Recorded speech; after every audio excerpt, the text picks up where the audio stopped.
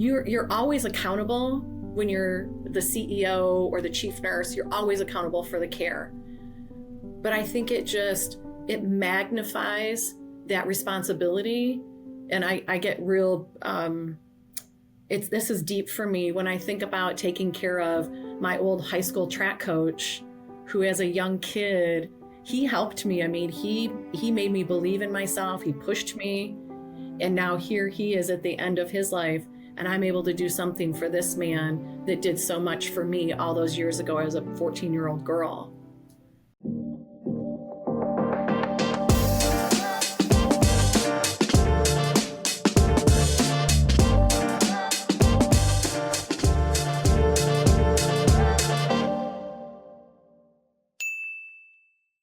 Welcome back to another episode here on the Hart and Hustle podcast.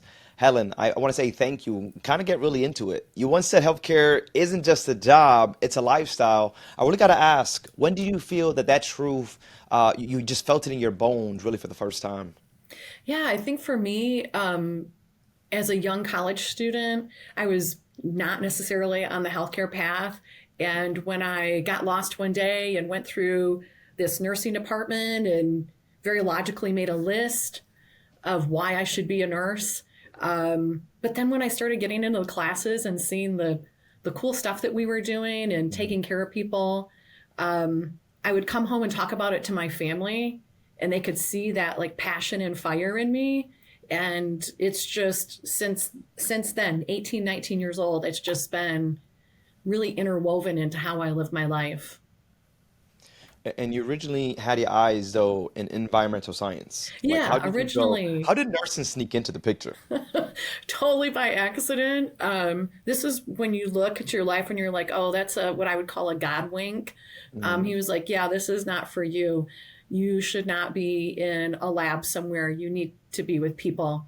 So I was on my way to a math class and got lost in the building and wandered through the nursing department. And for whatever reason, I just stopped and started looking. They had all these billboards, and it looked really exciting. And for a young, poor college student, when I saw that I could be out and making money like in a year and a half, I was like, I should investigate this.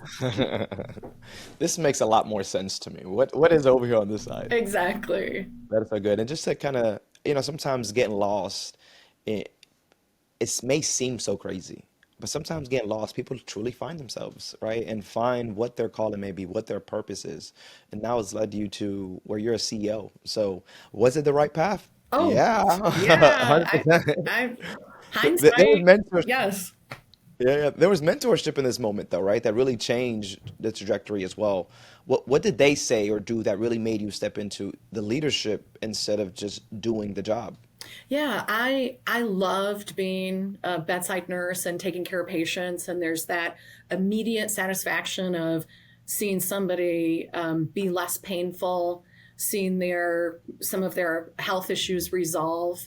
Um, but I had an opportunity to get into hospice leadership, and my boss pulled me in her office. And in healthcare, we look at administration and we call them the suits. And Yeah. I wasn't really sure that I wanted to be a suit, because I loved that interaction with the patient and their family. And my boss pulled me in her office and she said, Helen, I think you should really think about it. Do you know how many patients I touch every day? And I thought, lady, you sit in your office all day. You're not touching anybody. You are a suit. And it was interesting to me because she said, Helen, I touch all of your patients and Sandy's patients and Grace's patients. And she explained to me how creating that environment that the rest of us were working in, she was impacting patient care. And I'm a bit of a nerd. So I just started thinking exponentially how many more people I could help if I stepped back and worked in leadership. And those opportunities have just continued to present themselves until you end up a hospital CEO, I guess. Yeah. I mean, it is true. It's funny that you guys have this term suit. I never would have known. Now I feel like I'm in the in on what's happening in the nursing world. But just to think that, yeah, as a leadership perspective, there is a sense of having to step away sometimes and realize the bigger impact you're making when you're leading a team, because now you're leading 10 people that may touch 10, 15 on their own. And as Exactly. long as that you've got good leadership, then it's actually looking good on your perspective. And just to see that happening at that, there's growth there. So yeah, definitely a change for you. Yeah, Definitely a change. it was interesting to me, and if you and you may not have picked up on that, but if you watch in any of like the little healthcare dramas, I've been binging The Pit lately, and the lady Uh-huh. that comes down literally in a suit to the Wow. ER. I don't watch, listen, I don't watch a lot of TV, but now I'm going to be on the lookout for it. You, Now it's going to make sense to me. yeah, Now it's definitely going to make sense. I remember the factory flooring and then to healthcare floor, like totally different worlds. What did working in that factory teach you that still sticks with you today as a hospital CEO? Because there's always something you can learn from, your past or your last job. What was that? yeah, absolutely. I mean, I think working in a food packing plant was interesting. It definitely taught me that I wanted to go back to school. Um, because I did drop out for a while, kind of lost my path and got back in. But those are hard physical jobs, and I still have a lot of family members that do work like that. And props to them. We all need applesauce. We all need Yeah. frozen foods and things like that. But it was the discipline and just hard work and understanding things from the bottom up. And I've done a lot of Lean Six Sigma training around process improvement, and that is used a lot in like car manufacturing, Toyota. There's Mhm. all these books that you can get into, but they call it the Gemba, which is where the work is done. And if you want to run places, you need to go see where the work is done. So I routinely will, just stand down in the ER and ask them, what can I do to make it easier for you? Yeah. They, you have to make those connections. I think sometimes they think we sit in our office and don't know what's going on, and that's probably true for a lot of people. But if you get down there and develop that relationship with them, I think it does make it better in the end. It's true for those that have good leaders, right? Like that's what it is. That really goes to show a true leader, someone that never forgets where they came from. They don't forget Hmm. the front line because it's not like we all get gifted this opportunity. It is something that we work for. Another good leader seeing something in us and then allowing us to, be in these seats. So yeah, you definitely always got to come back. And that's how as a leader, I think those are the most amazing times is when I see someone remembering where they came from. Whether it was a janitor, it's like, hey, and give that same respect just like you're giving a nurse, and it shows that's who you are, And the first time I seen you, actually, I asked you, how are you doing? Your response, fabulous. And I'm like, okay, this is a good leader right here. People just say good. You said fabulous. I can imagine the energy that you're putting back into the hospital, and I appreciate it.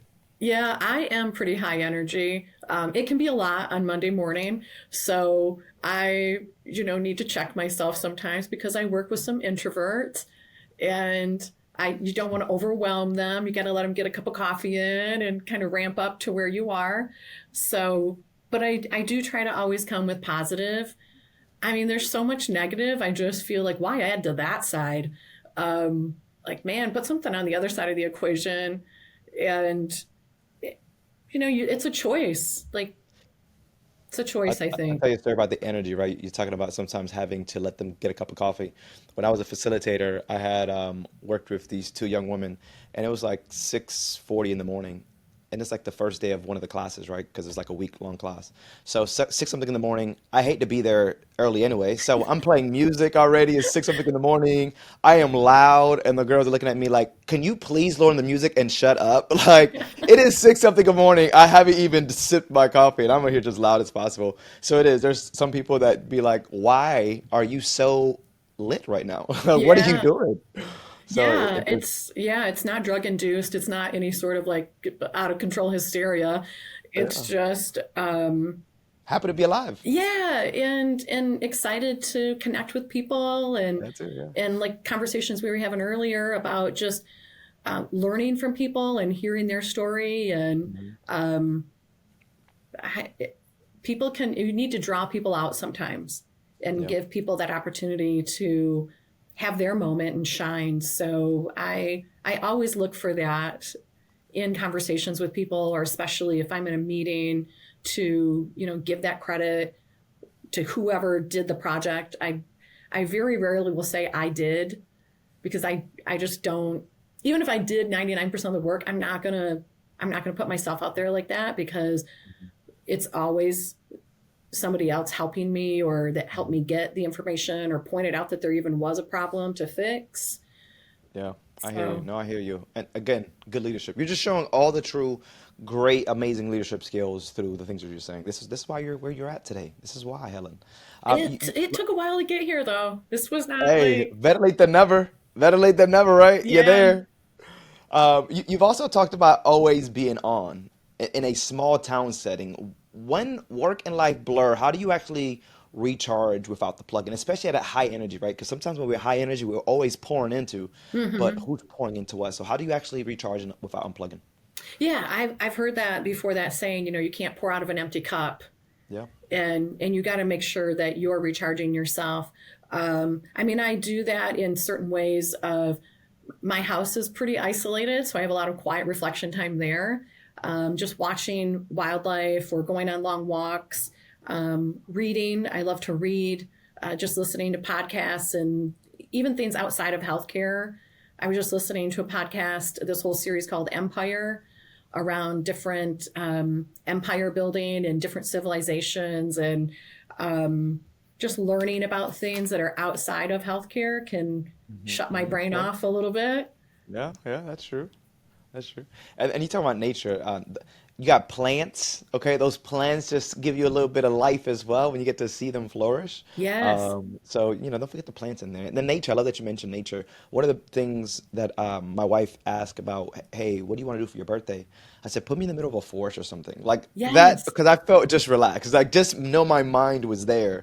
And we did. We ended up going into nature. And sometimes you do just have to do that. Just surround yourself with life, and it truly does clear your mind. We It talked does. about, plants. Just Yeah. sometimes just sitting there repotting something and Yep. just thinking like, look at all these roots that have grown. And all these different things really change the mindset and allows you to get out of the everyday task. So Yes. I like that you mentioned just nature in itself, Well, and isolate. I know you're a plant guy, and maybe on a larger scale, there's some uh, Japanese techniques called forest bathing Okay. that you should check out. I mean, we have Okay. Yeah. huge forests here in northern Michigan and the Upper Peninsula, and just walking out there, and the energy that is out there with the trees actually like communicating with each other. I mean, it's obviously not verbally, but I mean, there's a communication between the trees, and there's an energy in the forest that I think does create vibration and connection with humans, and I just feel it's really powerful. Water is another one. Yeah. Definitely a water baby here in the Great Lakes. Got to have some water, but That's my wife. My wife is a beach baby, yes. and I can't stand the beach. Like, and we moved closer to the beach, so now I'm probably like 25, 30 minutes away from the beach, and I still don't go to the beach. Like, I don't. It's the sand, the getting the dirty, then the car gets sandy, all that. Just take me to a pool. Take me to a pool. And that might be the city in me, but no, there is Probably. like. Yeah. Listen, I grew up in Orlando near Universal, so that's all we had was pools. I mean, we could always drive out to a beach, but I wasn't a beach type of guy. But I love that, and I think these are going to be some good things that people can actually take in when you talk about how to get that energy right and release the mind at times, because I always say life could be lifing at times. Things are going, whether you're going through something, your family's going through something, a friend may be going through something. We take on that energy sometimes, and it's how do you kind of, let it back out into the world. So I love that. And you also mentioned you work in a different type of hospital. Everyone knows everyone, right? Yeah. How do you lead authentically when your staff are also your neighbors? They're your friends, or could even be your family members. Well, it definitely adds another element to it when you need an organizational chart and a family tree. It is small. I mean, we have probably 300 employees, and many of the staff members are related to each other. I am not originally from this community, so I'm not related to people here, but Okay. I have worked in communities where, yeah, cousins worked there, family members have worked there. You're certainly taking care of friends and family, old high school teachers. I mean, to me, that makes the care more personal. Um, you're always accountable when you're the CEO or the chief nurse. You're always accountable for the care, Hmm. but I think it magnifies that responsibility, and I get real. It's This is deep for me when I think about taking care of my old high school track coach, who as a young kid he helped me. I mean, he made me believe in myself. He pushed Yeah. me, and now here he is at the end of his life, and I'm able to do something for this man that did so much for me all those years ago as a 14-year-old girl. Wow. Yeah, that is very deep when you think about it. Someone that is able to kind of help you and mold you into the individual that you're in today. And sometimes we don't know it until we get to these levels and we come across them like, man, I remember the impact that was made. Yeah, that's actually pretty cool when you think about it. And you're also big on helping people own their own space at work. I think that's also, great leadership. What's one example where someone surprised you by really stepping up in a big way? Well, most recently, my chief nurse is moved back to New Mexico. I don't know why she'd want to leave the Upper Peninsula and move to like a place that has, 310 days of sunshine, but she did. And so I have my director of surgery came to me and said, I think I'm ready to kind of level up and have some of these other people report to me. So Wow. I was, yeah, let's do that. Really excited. Obviously, we're still going to be looking for a chief nurse, but this young lady is in that stage of her life where she has young kids and she's a little nervous about that. Like, how do I balance being a mom Mm, and, this nursing leader? And maybe I even need to go back to school. So for me to share my experiences with her of this is how I did it.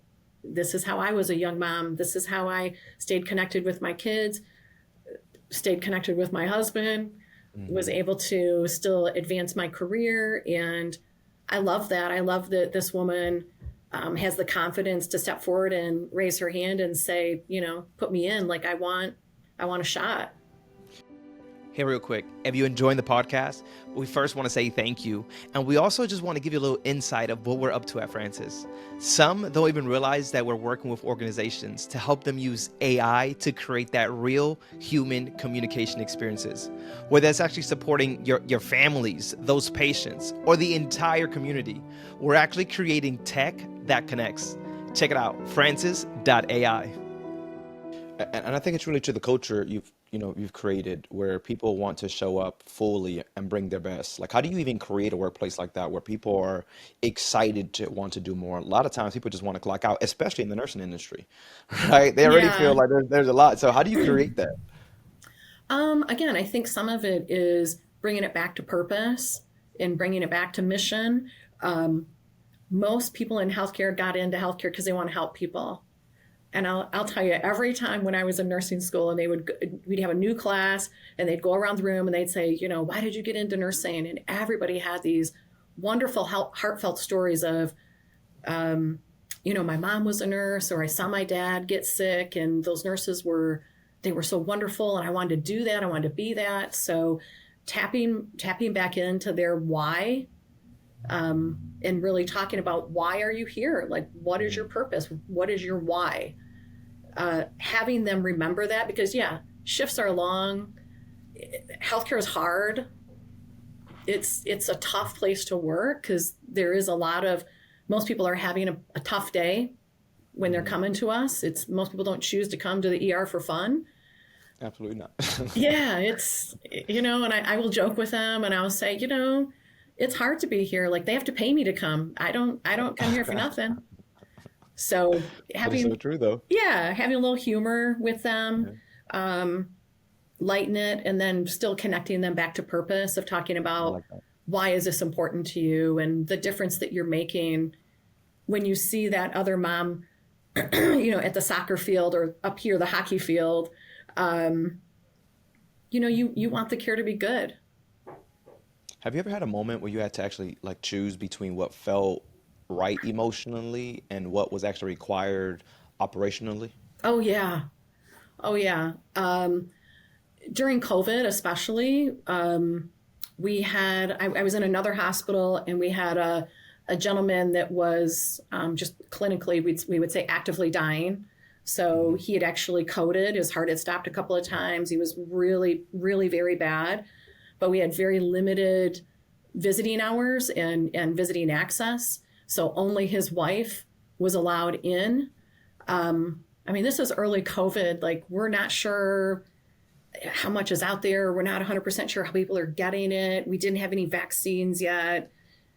We had limited PPE, which is crazy that everybody knows what PPE is now, personal protective equipment. Hmm. Hmm. So this man was dying, and his son was in the parking lot, and the staff was not letting him in at the front door because we weren't supposed to let people in.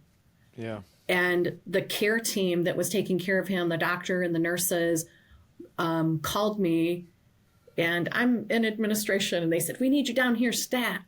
And I'm thinking, what do you need stat from administration? Like stat budget? Like stat policy? I don't understand what you're talking about. And I get down there, and they were wanting me to make the call. Are we going to let this son in and potentially expose my entire staff because we didn't know? Hmm. Or are we not going to let this son have this moment with his dad? And I had to make the call on that, and that was really hard to potentially expose 10 or 15 people, but to potentially not allow this man to have that moment with his dad and with his mom. And yeah, I made the right call. Yeah, 100%. I let him in. Yeah, yeah. I mean, I'm getting emotional you just saying it because I can't even imagine someone telling me no, and what how that person would truly feel, Yeah. not being there to see maybe witness your, dad's last breath. And it And was. yeah, yeah. See, even better of a reason. And I'm pretty sure you felt it. I'm pretty sure that you felt it. Moms always have this mom instinct. Okay, so I know that you felt it. Something about moms. I don't know if dads have it, but I definitely know my wife is really good at it. So, y- you know, you talk. I want to kind of go back because you really mentioned how you have to sometimes navigate the guilt or pressure that often comes with being a working parent in leadership, right? You talked about leading someone else through this. Like, how did you lead a hospital while also raising a family, while also probably, going through these things mentally? Yeah. Well, I have a wonderful husband. There you go, So, husbands. Yeah, husbands. yes, shout out to the dads and the husbands. Because I don't know. I mean, he did so much. Made appointments for our kids. Took my daughter to dance. Coached our son's football team. Wow. Um, Cooked. He is just amazing. And it was tough. It was tough to really balance that, and I would have guilt about that, and I would come in and I'd be rushed in the morning getting my kids to school, and I would come in and tell my secretary, "Oh man, I like yelled at my kids this morning because I was telling them, hurry up, we got to get in the van, we got to get you to school because I had to get to meetings." Hmm. And my secretary would be like, they don't really care about that, don't you? Like, they're not even thinking about that. Like, you're just hanging on to that, and those kids just moved on. Like, they're fine. Yeah. But I feel bad too. Sometimes when I have to tell my daughter to go to bed for the fifth time, and then now you got to holler at her, then you got to take her stuffed animals, and now she's really, she's drama, dramatic, 4 years old. yeah, Yeah, so now she's having a hard time, and I feel so bad because that's like the last of what she seemed for going to bed. But then she wakes up and, hi, Dad, like yeah, nothing ever happened. You're like, they just okay. bounce. Yeah, they Yeah. say whatever they want to say and be like, okay, like my daughter the other night says, "That's why I hate you, and I don't want nothing to do with you." Oh, So the next morning, I said, "Do you remember what you said yesterday?" She's like, "I didn't really mean that." I'm like, I I know, cannot. they're so manipulative. They are so much, man. Especially when they pin me and my wife together. Like they know, especially my little one. I have a 1 year old. He's not doing it so much right now, but my 4 year old, she knows what she's doing. She There's a knows. behavioral health term for that. It's called splitting.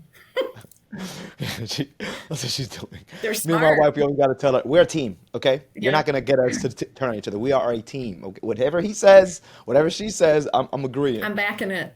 Yeah, yeah, you Yeah. got to, you got to. So, You know, another cool thing about you and healthcare is that I mentioned AI and you get excited.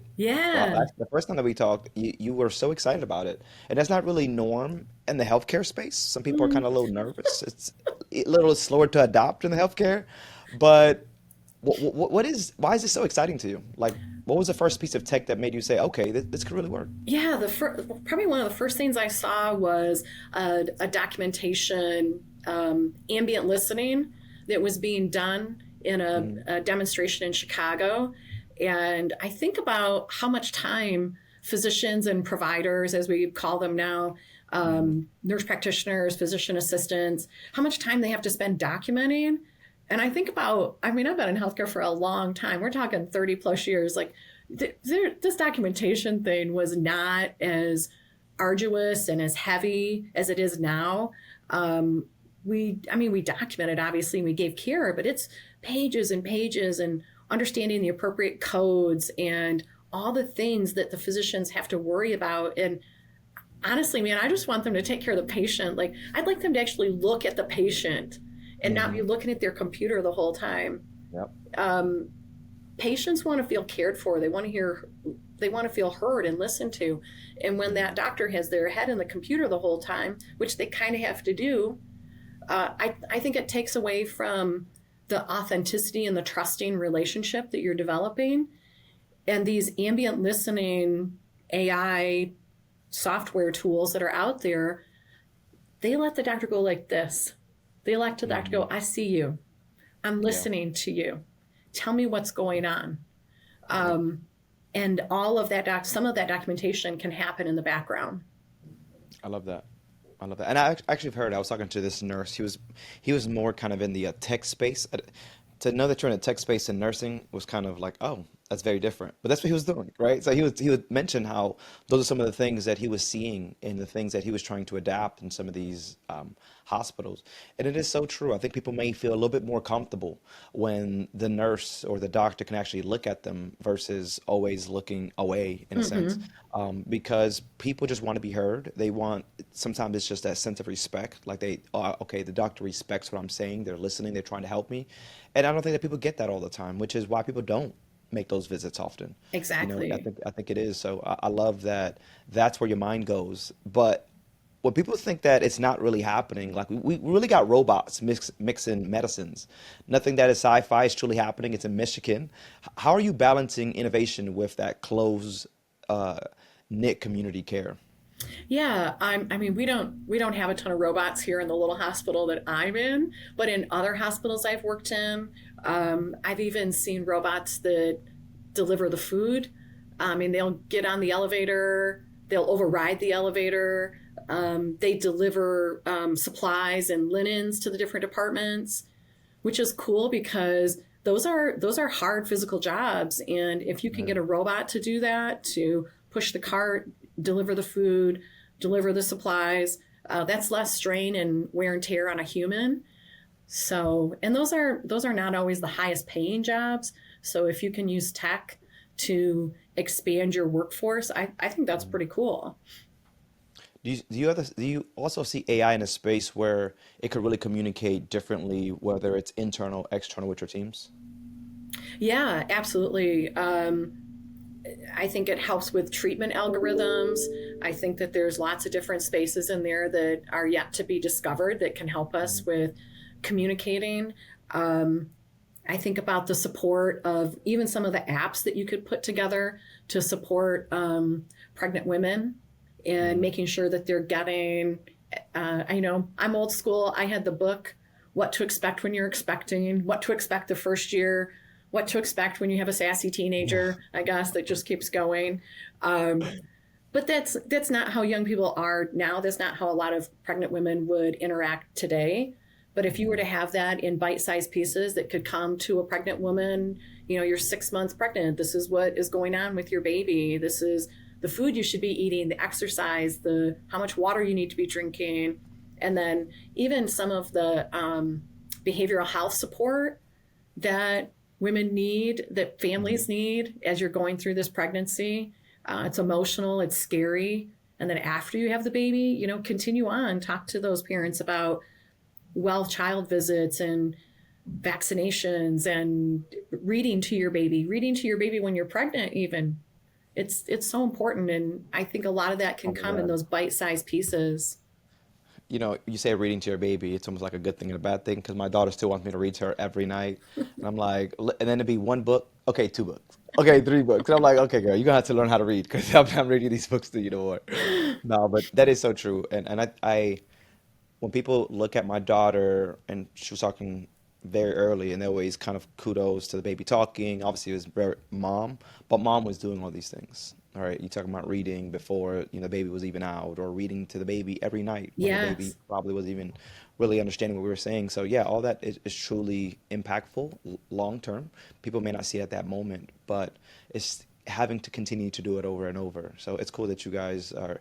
I think there is spaces where people can get that information for sure and that communication at a higher level. Mm-hmm. Um, I want to kind of go back into the next generation that you're raising. You're ideally maybe raising future healthcare and science leaders under one roof, right? I'm trying. Um, what do you teach? What do they teach you, I would say, actually about leadership? Oh gosh, they teach me so much because my kids are 23 and 25. So, you know, I'm not as hip as I used to be. So people don't even say hip, so whatever. Um, You look good. I'm saying, if you got a 23, 25-year-old, I would never have known. yeah, I mean, I think it's important that you understand generationally what that generation is looking for, and it's Mhm. different. I mean, I'm a Gen X. I mean, we were just looking for a job.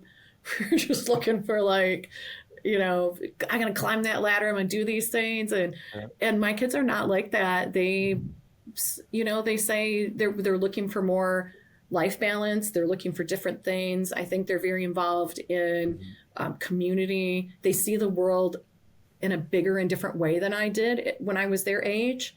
I mean, I wasn't thinking about global impact of some of the things that I Mhm. was doing.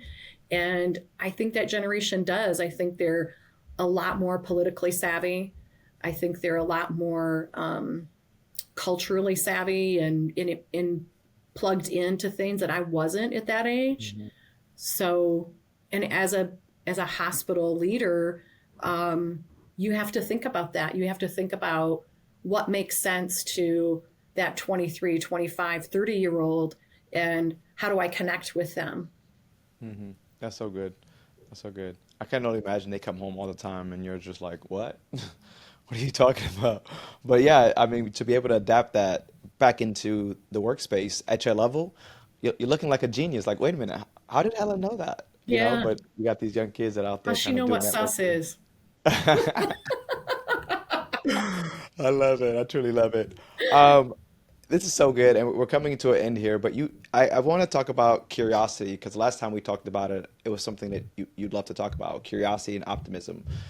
Where do you go when you need to refuel that fire? Are we back into nature? Like, yeah, Yeah, that's it's it. that. It's like I said, I love to have these big, my family loves to have these big intellectual conversations and challenge each other because we're different, you know. I mean, we're different politically, we're different.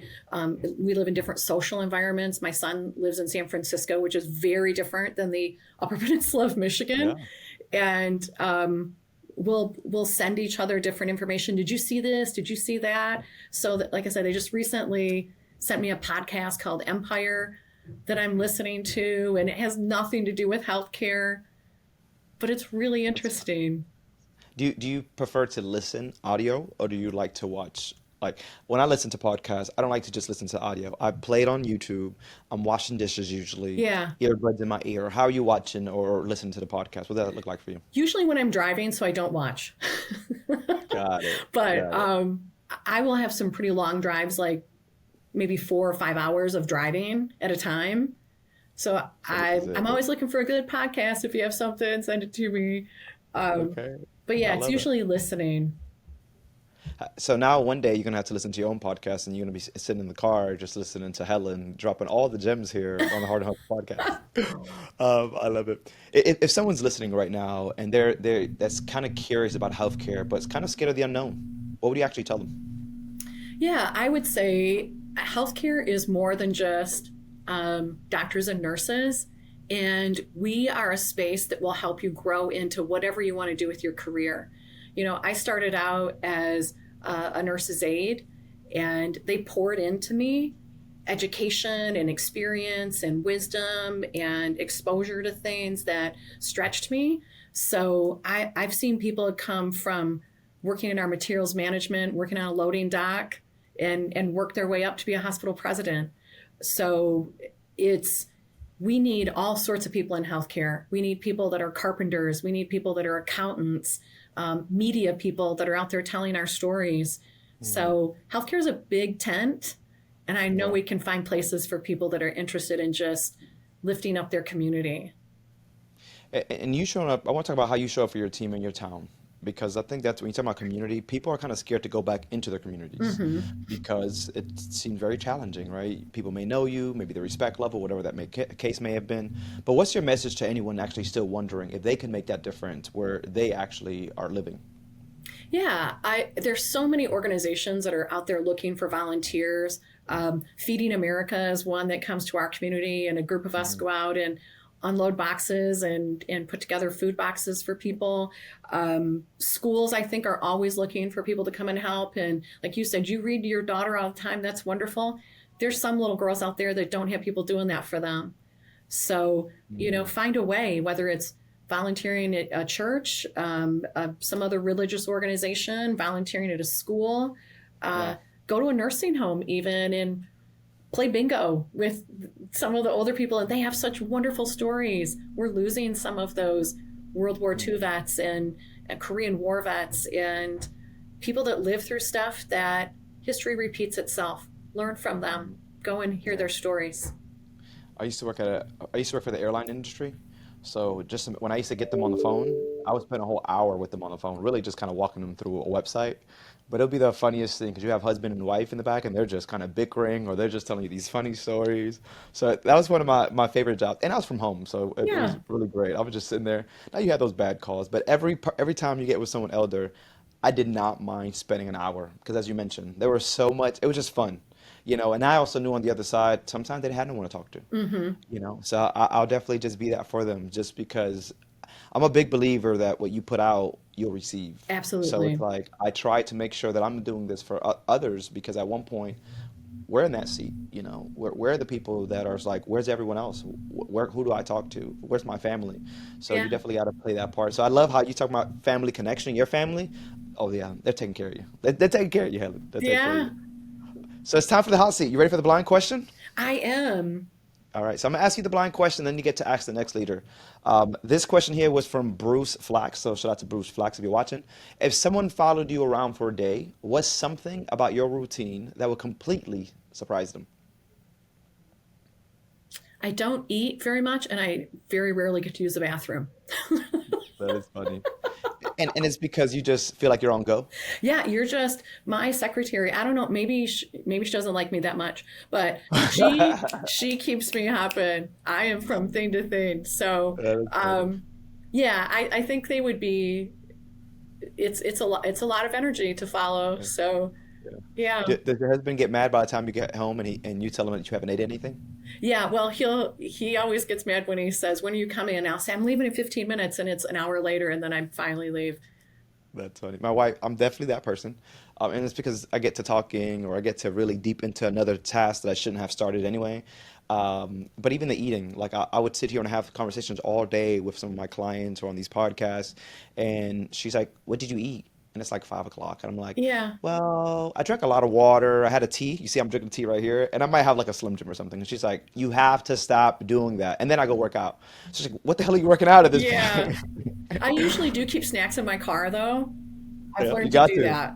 You got to. Sometimes you do get hungry, especially as you talk about traveling, maybe in between something. You just want to get something to eat. But Helen, what is now is your time to ask the next blind question to one of our leaders here on the Hard and Hustle podcast. So, what is that blind question that you have for them? So I'm just going to stay on theme and say, what are you excited about in the next 5 years? Okay. I love it. I love it. This has been so good. What can people find you and connect with you at, Helen? Well, I'm on LinkedIn, just Helen Johnson on LinkedIn and Newberry Hospital. And I'm at our hospital website is www.hnjh.org. We have a brand You new don't type that in website. often, huh? You don't type in the website often. Yeah, yeah, they did not name the hospital after me. She said, wait a minute, what's the website? Yeah, exactly. Nah, I But love it. There's no need. You're always working. You're really mixing in, not just as you would say, a suit. mhm. I'm down at the bottom line trying to figure out what's happening in our hospital. So I love you so much for just sharing that with us today, allowing me to really get to know more about the healthcare industry. Now I know my mother is she's a nurse, so I'm gonna Oh, talk to her about it. I think, a matter of fact, now that I think about it, she's a suit because she doesn't go into scrubs anymore. She's like working in the office and I guess doing all this plugging. I don't know. I really don't know what it is that she's doing on the back end, but I know she's a suit because she does not wear scrubs anymore. So she'll now I'm love gonna call her that a if you suit. call her a suit. Definitely telling her that when she gets home. But Helen, thank you so much for being here. Guys, this has been the Hard and Hustle podcast. For more great conversations like this, make sure you guys like, subscribe, and just show a friend. Let them know about the healthcare industry and how great leaders are truly making it impactful for them to go to the hospital, get that visit in, and know that people actually care for them. This has been the Hard and Hustle podcast. We'll catch you guys in the next one. Laters.